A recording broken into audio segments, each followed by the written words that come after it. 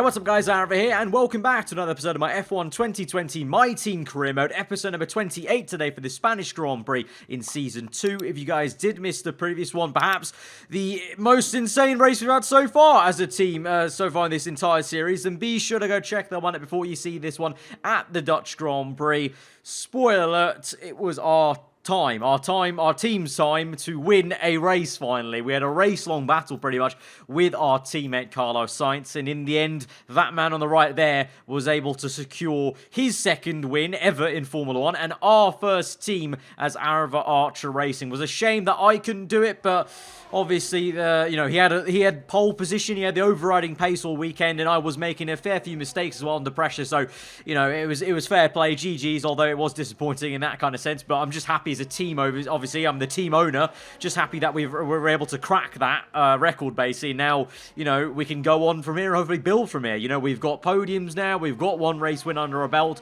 and can we try and build on this then? I didn't really think this would be the season to challenge for the title. I don't think it is still either, because Mercedes are just so consistent, and we're yet to see if that was just a one-off thing. The Dutch GP, Zandvoort, it could have just really suited our car. We've come to Catalonia now here today for the Spanish GP. This may be a different story. It's a very different circuit, so let's see. Let's not get ahead of ourselves too much, but obviously it's cause for celebration, and due to that, we're going to go ahead and celebrate with a podium celebration on the activities timeline. We've got 2 days only till the next Grand Prix, so not a lot of time to actually choose stuff, but for the first time I've seen this in the activities choice podium celebration party. Nice little Easter egg addition to this entire part of the game, actually. It boosts the morale as well by 15% of every department. It does cost us some money, but obviously I think the lads and lasses deserve it. Obviously, we've got our first race win. Why not celebrate? So we're going to use that time, not amazingly wisely, but just use it nonetheless. 2 days till it. Coming in towards this race weekend then, we don't actually have any upgrades. We're not going to buy anything on the HQ. We don't really have the funds to really go out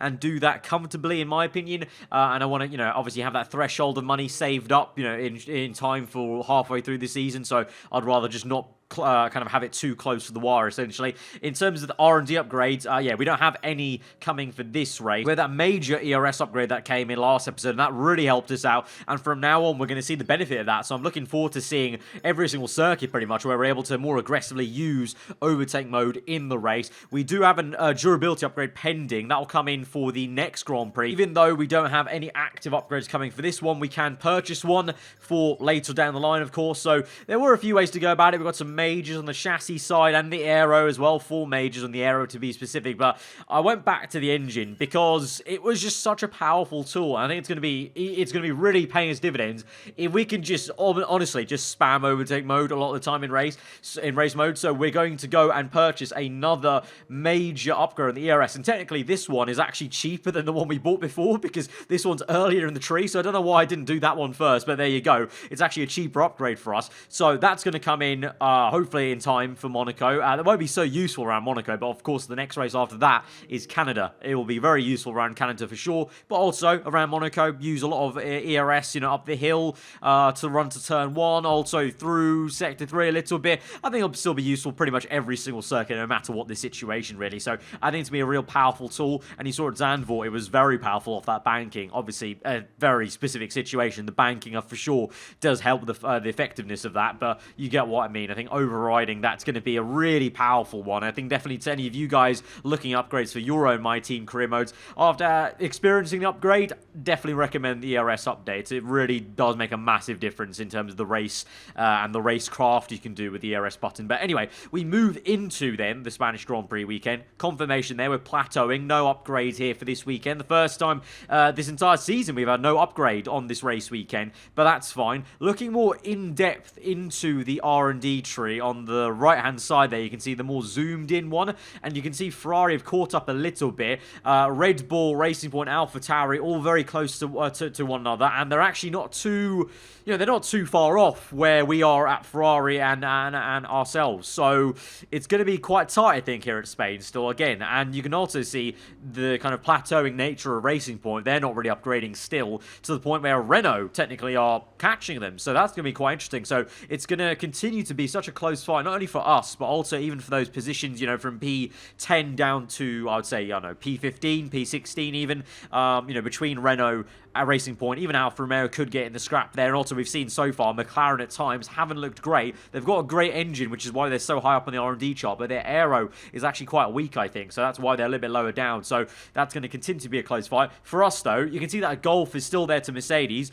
Part of that will be the durability, but you know, Zandvoort really threw me off. Zandvoort, that last race has now really made me question where on earth are we? I don't know where we are, and this is why this race is quite crucial. This is the testing circuit, remember? We come here for pre-season in real life, so this will be a really good litmus test of where our car actually is, and maybe Zandvoort was just maybe a specialist circuit for us, or maybe it wasn't. Maybe our car is now ready to challenge for consistent podiums and even the race wins. I hope it's the latter, but that remains to be seen. So let's go into qualifying then and see how we go over one lap, of course. And speaking about how we go over one lap, we're going to dive straight into our flyer then in Q1. This is on a set of medium tyres, as you may clearly see. So I'm trying to test out how quick our car is. Maybe we could get through into Q2 on a set of mediums and save, you know, that fresh set of softs, maybe for 2 runs in Q2, 2 runs in Q3, of course, because we get 1 free set in the top 10 shootout. Alas, though, it wasn't. I was actually woefully slow on that medium set, so I have to go to a set of soft tyres anyway. So in the end, won't matter. We'll hopefully get through in this one set, but I do really need to actually get a move on, because that was actually quite a very slow lap, actually, for some reason, on the medium tyres. I think it was a coupling of, obviously, they're a slower compounded tyre, and also it's my first run on the circuit on low fuel, so still getting used to everything and pushing the limits. But we find the time there, just over a second found actually on that second flyer on a set of soft tyres. Still some time to find against Sainz, just like was the case at Zandvoort. But I think at this circuit, I mean, historically, I'm definitely better at this circuit in terms of compared to my AI teammates in the past. So I don't expect there to be a massive 8/10 gap like there was at Zandvoort, and I think I will get quicker as we go through the sessions. I generally actually quite like this circuit, and the car itself now coming here compared to last season, you know, you can feel the levels of grip difference and just the confidence that I have now in Sector 2 especially, and 3 as well. The car's able to kind of, you know, dance around those corners that were quite tricky at times last season. So we come through now on our first flyer in Q2 this is, and it is a decent lap time there. P4, at the moment Sainz was P1, he then finishes up in P2, but myself and Sainz looking strong once again, ahead of both Ferraris there. Both McLarens again get knocked out, like I said. Kvyat, to be fair, look at Kvyat in the Renault. He's only just missed out on the top 10 shootout. You know, if Renault had a decent set of drivers, because they've got Kvyat and the F2 driver Matsushita, if they had a decent, if they just had like Ricciardo still in the team or Ocon, they would definitely be top 10 contenders, I would say, in this race at least. So just showing the back to the R&D graph, Renault are actually really picking up the pace, and Racing Point and McLaren need to be careful. Racing Point have done a great job to get both cars in Q3, I must say, this time round. But since Australia, they really haven't been there, so kudos for them getting through, but we'll see how the race pace is and if they can continue it on Sunday. But we're now going into the top 10 shootout. It's time to go for the grid. How well can we do? Well, in Q2, we are quite high up, so could this be another repeat of Zandvoort? Could we see Sainz on pole, or even me on pole? It would be nice. I could dream, but obviously I've never been a great qualifier. And at the moment, first time of asking, we're P2 behind Hamilton there. Eventually, it's down to P5. Sainz just ahead of us by 10th or 2, yeah, there. So there's some time to find to Sainz. But at the moment, not too bad, but definitely you can see we've not got the lightning, alien, dominating pace we had at Zandvoort. You know, Sainz is not near pole. He's a few tenths off. So I think this is showing that Zandvoort was just a good circuit for us. But you can see the car is moving forward somewhat towards the sharp end, and Sainz is definitely improving as a driver. But for us, across the line, we improved by about a tenth and a half there. But to my shock and surprise, we actually moved down the order to P7 as others set better lap times, and we're 7th and 6th. So you know, we've qualified a little bit better, actually, in previous races, you know, Bahrain, China, so, you know, it's an interesting one in terms of I feel like our car has got better, but maybe this circuit is just a bit more, it suits Red Bull more. I can understand Red Bull have a lot of downforce, so that's why they're right up there, you know, with Ricciardo doing a great job in that Red Bull in 3rd place. Both Mercedes cars 1-2 lockout, so orders resume, but it is very tight in those top 4 positions, and there's only 3 tenths back to Sainz, and then myself and him are very equally matched, which is good news for me, because obviously he trounced us in qualifying last time, so good to see we're kind of matching him this time around. But it's going to be unclear where we actually are until the race. We need to see what the race pace is like, because that's, our race pace was lightning in Zandvoort. Like, our qualifying pace wasn't great, but my race pace was great. Sainz had both those things, so let's see really how it is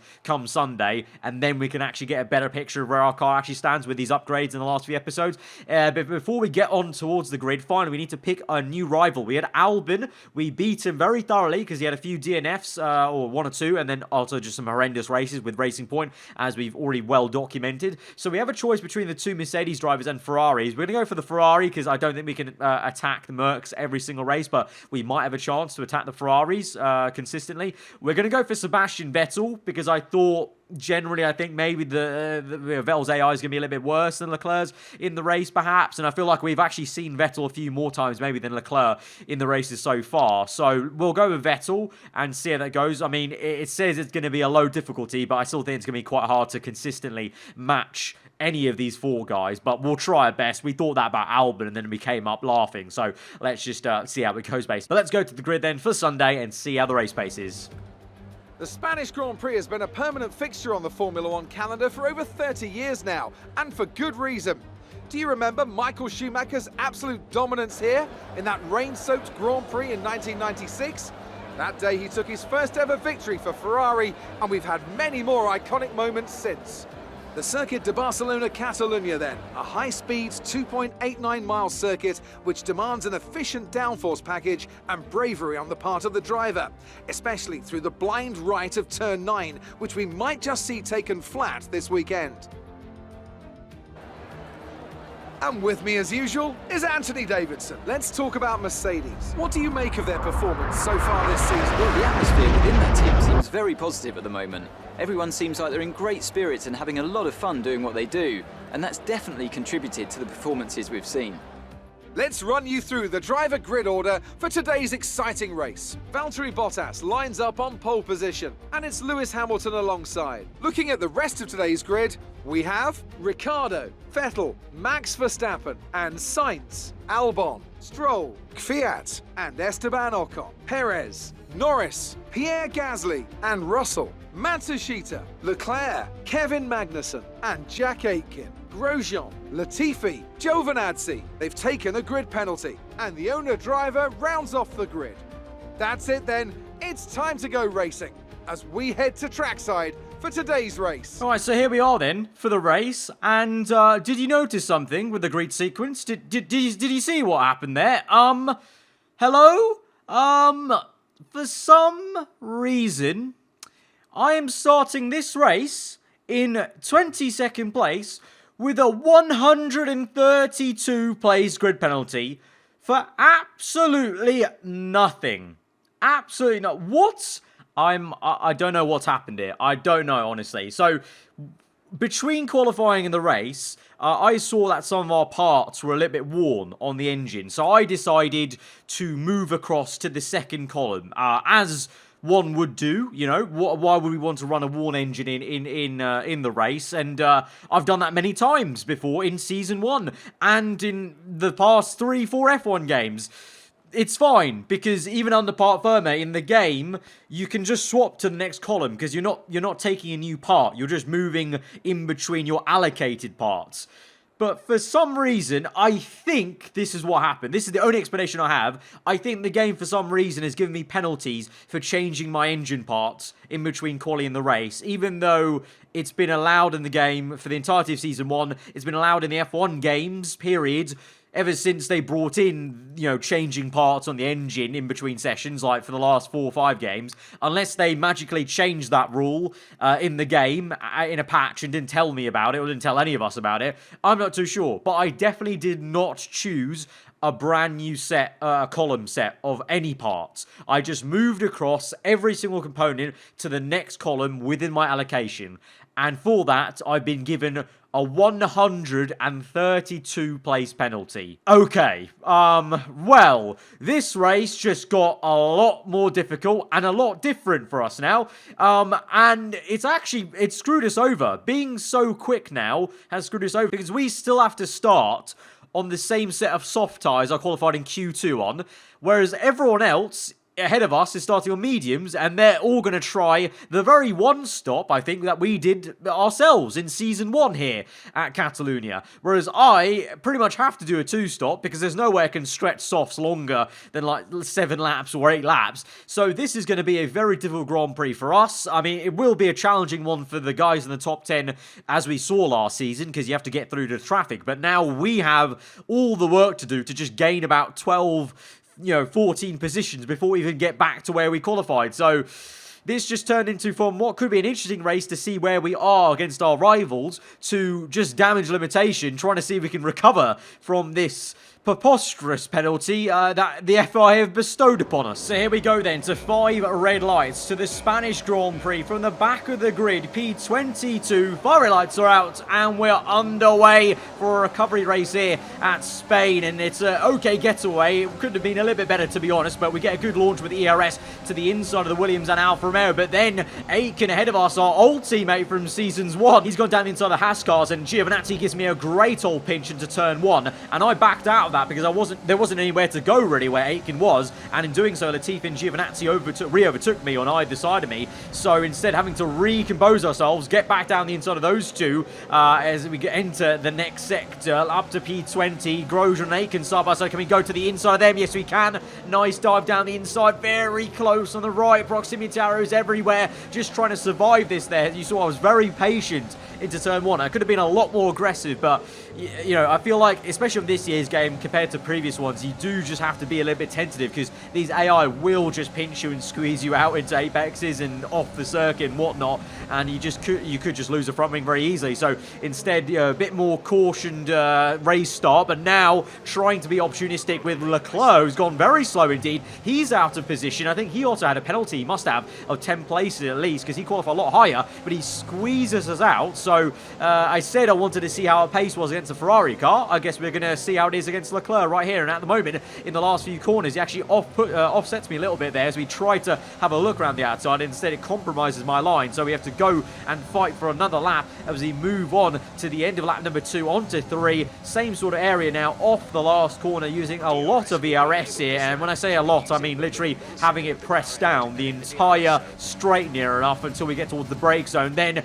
bit of a pounce, trying to outbrake him. The Ferrari, though, good under brakes, but we're able to get him finally up into P16. But myself and Leclerc will both want to try and recover through this. But it's been a pretty, an okay start. Lap 3, we're only in P16 though, so definitely good progress, but still a long way to go till we maybe meet our teammates somewhere. But of course, remember, on top of all this, we've still got one extra stop than most people here, so we almost need to really get a move on in a way. But that's easier said than done, because remember, every team in this midfield is so close, and they're actually not that far off to us. It's not the same pace difference between Mercedes, Ferrari and Red Bull to everyone else at the start of Season 1. Now this entire grid, the field spread is quite small in comparison to how it used to be. So even getting past the Alfa Romeo, we take till, the end, going towards the end of lap number 4, and we're still stuck behind Russell, who's been doing a great job in the Alfa Romeo. You've got to remember, he's had a points finish at Bahrain, I think it was, finishing ahead of Mercedes or Hamilton. Now we dive down the inside and finally get the confidence and the overspeed to get it done. But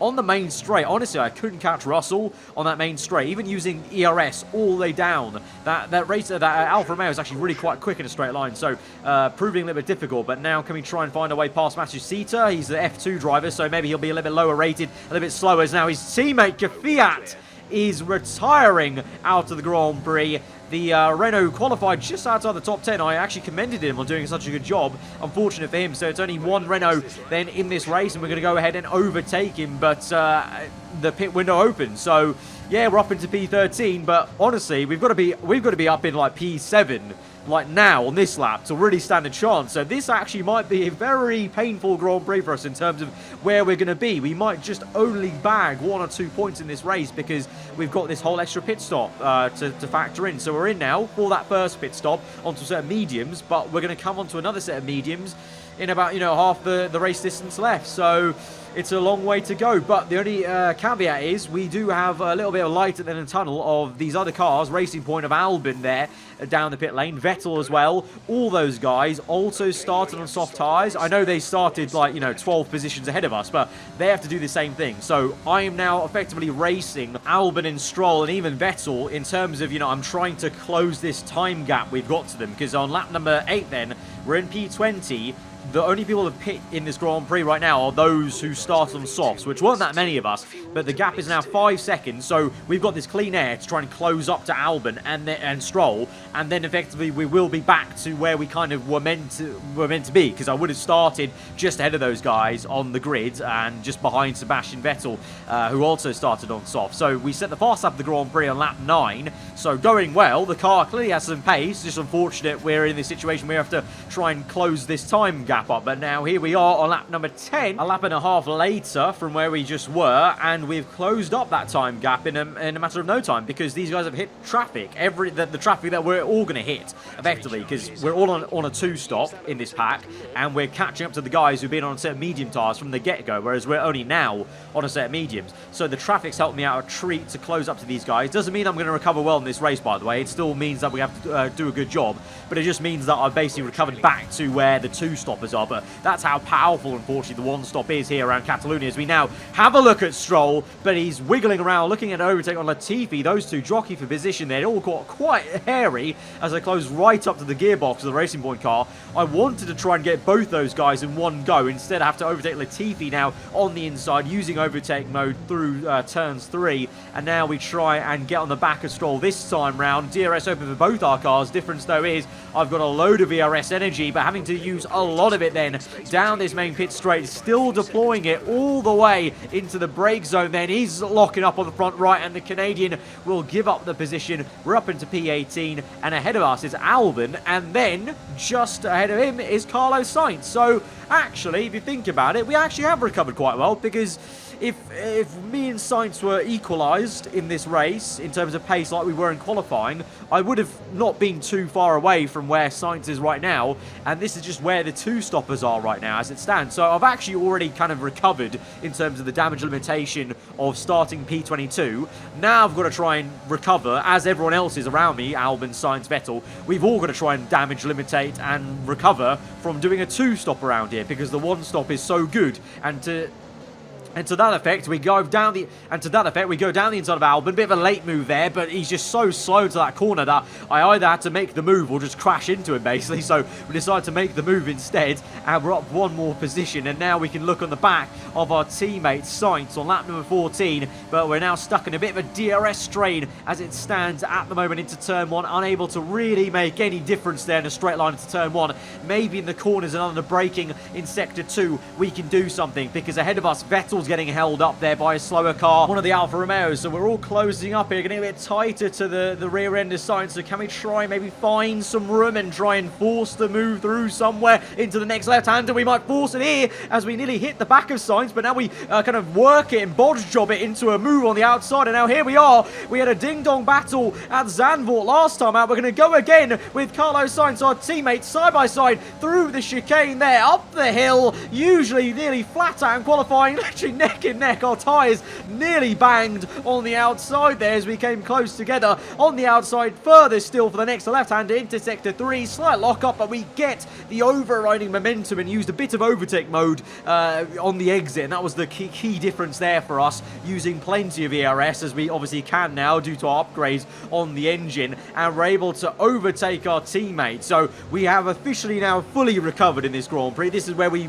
were, basically, if we started the grid in where we're meant to be, basically. But that was a really nice battle with Sainz. Once again, you know, pulled it through pretty much side by side for nearly the whole lap there, apart from like the little first bit of the first sector. But now we've got to try and overtake Vettel if we can, and out ahead of him has come Esteban Ocon in the McLaren, and he is on a set of hard tyres, and he's a part of all those guys that are doing a one-stop in this race. So we have got to not only overtake Ocon, we've got to then also pit and then overtake him again if we want to get that position. position. So this race is pretty much showing how kind of OP in a way the one stop is, in like a really bad way, I feel. You've got a McLaren sandwich there with the AlphaTauri in the middle, all those guys on hard tyres. Ahead of them, the other AlphaTauri, so Gasly and Perez doing quite well in this race, all on hards. Same thing with the two Red Bulls here of Verstappen and Ricciardo. Even Hamilton is on a set of hard tyres. The only man in the top who is on the two-stop is this man Bottas. He's leading the way,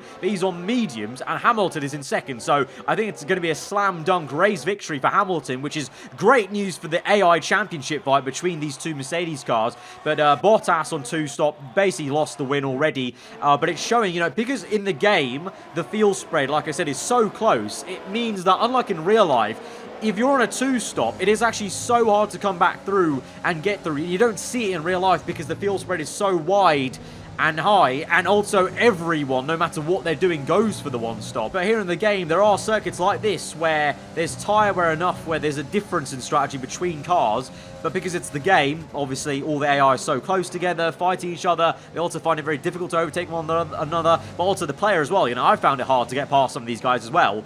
It just means the two-stop's so much slower at a circuit like this, for example. I think at Canada, you'll see the two-stop is obviously the natural way to go about it for every single person, but here in a bad way, it's kind of just, it's very, very hard to recover from it unless you have the overwhelming pace in the car, which we do not, Vettel does not, and Sainz does not. But anyways, we're just going to have to see how it plays out. Ahead of us, though, Vettel looking for a move on Norris, but it won't mean much because, of course, both of us are pitting very soon, but it's at least a bit of action here ahead of us with Norris getting a little bit close to our front right there. A bit of a wobble as well for the McLaren man, and we're trying to see how we can overtake the McLaren. I wanted to go around the outside, but we just don't have the pace with the tyre wear kicking in on the mediums. I couldn't do that classic around the outside move at turn 3, so I had to go for the inside move with a bit of ERS stabbing, and so we're up into P9, Vettel P8 ahead of us, Gasly on hards ahead, so we'll catch him up eventually, but it just won't matter because of that second stop. We set a purple last sector, flying through that last corner, opening DRS, ERS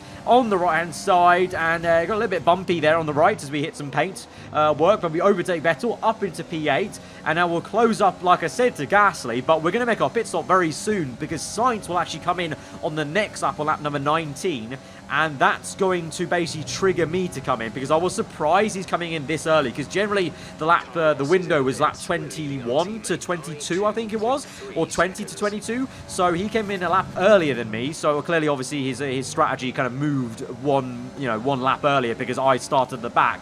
But that kind of, you know, pushed me to pit one lap earlier because I was going to go to lap 20, but I thought, you know, we've gone about 13 laps right now, so we may as well just go 13 to the end on a set of medium tyres. But we're P9 coming in, and we're going to drop out the top 10 here, and then we've got to make it all up on that fresher set of mediums. So this is going to be, like I said, a painful ending to this race. I think we'll only get maybe just 1 or 2 points, you know, maybe get back up to P10 or P9. But even that will be quite tough because we make the pit stop and we're going to be down to P13 with a sizable gap then to the cars ahead of us. That Haas goes through, we've got the likes of Russell ahead of us as well, and we still have to also fight the likes of Vettel, Sainz maybe at the end of this race. I don't know how their pace is going to be, obviously, on a new set of mediums. So let's see. On lap 20, we're out in clean air. Sainz behind me. He's put onto a set of hard tyres, which is very, very odd indeed for my teammate. And meanwhile, on this new lap, we see ahead of us, Vettel has done a bonkers in-lap and out-lap then, or just in-lap rather, he's on his out-lap now, but he's done a bonkers in-lap and overcut us with the pace he's had. So where does that come from? Because we overtook him very easily on the previous stint, and out of nowhere he's just turned up the wick then and overtaken us, or maybe my outlap was just quite slow for some reason. So he's overtaken us, he's up into P12, we're P13, and now we go to the end of this Grand Prix and try and push as hard as we can to overtake as many cars as we can. And with that, lap 23 then, the next one, Vettel looking to overtake Magnussen. Remember, he's our rival in this season now, we've chosen him, so we need to try and get a move on and kind of follow him through, but we can't quite get it into turn 1 against the man in the Haas. Can we get him into turn 3? Bit iffy on the curb on the left-hand side. They're not learning from Zandvoort, but then we use a bit of ERS power there, blipping it through the corner on the right-hand side to the inside there, banging the tyres with Magnussen,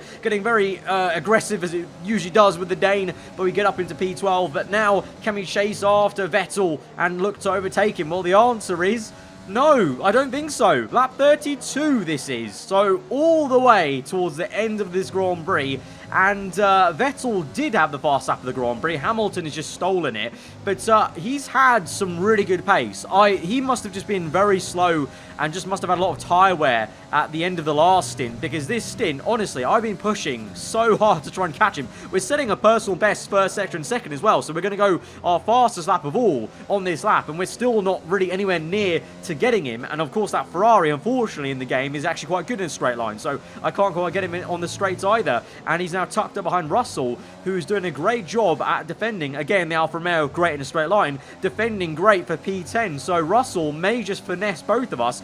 And so it's looking, well, it is going to be, not likely, it is going to be a double no points finish for aarava Archer Racing here after a 1-2. Literally, after our first win ever as a team, our first 1-2, we've just gone the opposite, and we're going to have 2 no points finishes, because here Vettel goes round the outside of Russell, and that pretty much guarantees no last lap drama with getting the final point, because Vettel should have that secured because he's covered us off the entire stint, and even Russell is difficult to overtake. I can't even close up to him that much in the corners here as he locks up, ironically as I say that, but we lock up as well and go even wider, and so we come through the last few corners having a little pounce at him, but there we are, P12 and P13. How the mighty have fallen from a 1-2 to P12, P13.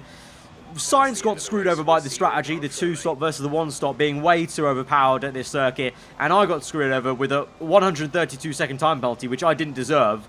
I've got the driver of the day, but that means squat to me. That is a really frustrating Grand Prix. A real team effort which has paid off in spades. A great victory here at the Spanish Grand Prix. What do you think it was, Ant, that gave them the edge over the competition today? I'd say it was down once again to good, consistent driving, nailing the corners, working to the track conditions and perfecting the team's strategies. They got all of these things right today, and the results speak for themselves. So after a magnificent race, we can now see the drivers making their way to the podium. Once again, it's the Silver Arrows who take top spot. A well-earned victory for Mercedes. So, like I said, in the end, Hamilton would go on for an easy race victory compared to his teammate. He was on the 1-stop, so he won it. That's really good news, to be fair, for the Drivers' Championship fight between him and Bottas. And he's keeping it nice and tight. The 2 Red Bulls did very well today, Ricciardo and Verstappen, so they bounced back a little bit in the championship order. But there we are, down out the points. Even Nobu, he beat us in the Renault. So his teammate retired, but fair play. The F2 driver, the debutant in this season, scores the first points, I believe, for Renault, and also McLaren get both their cars in the points, which is good news for them. Perez way up there in the AlphaTauri, so kudos all round to a lot of different teams. But at the obviously the detraction of me and Sainz being in the top 10, and also both racing points. Basically, everyone who started on softs, unless you were Valtteri Bottas, we all got screwed over. But I got doubly screwed over because I started at the back. I think I could have definitely got some decent points, maybe P7 or 6 at least, if I had started where I actually qualified. So that's a really tough one to swallow. We're still looking good in P2. It's still very early days in the championship. Red Bull punch back with a lot of points there. Same for AlphaTauri as well compared to Ferrari, and Mercedes definitely pull away from us by a decent chunk there. So I don't say it's not a reality check, because my situation is very clear, and also I think Sainz just got screwed over by the very broken kind of strategy system in this game with the tyre wear and the tyre compound choices. So I don't think it's a reality check. Our car is a lot faster than we showed today, but at the same time, also the way I didn't close up to Vettel was also quite telling. That maybe, yeah, Ferrari definitely are still a little bit quicker than us. Maybe Zandvoort was just our circuit. At Spain, we're a bit more equalised. So Monaco and Canada will be interesting. I'm looking forward to Canada because that's one of my favourite circuits on the F1 game. So could that be a poetic moment for us to get a race victory, or go for the race victory at least? I wonder. We'll have to wait and see in 2 episodes' time. But Monaco's next. That's also going to be quite interesting because, well, we had a very good one in Season 1. Could we top that? We had our best finish so far of the season at Monaco last time out, at that point in the season. So could we try and do one better and go for our best finish of the season so far at Monaco? I wonder. We're going to have to wait till that episode. But guys, if you did enjoy this one, frustrating for me, but maybe entertaining for you guys to see things mixed up a bit with that penalty, then be sure to hit that like button. Let me know what you thought in the comments below. If you are new around here, then do get subscribed for weekly Formula 1 content. I've been aarava. Hope you guys enjoy the rest of the day. I'll see you guys next time. Goodbye.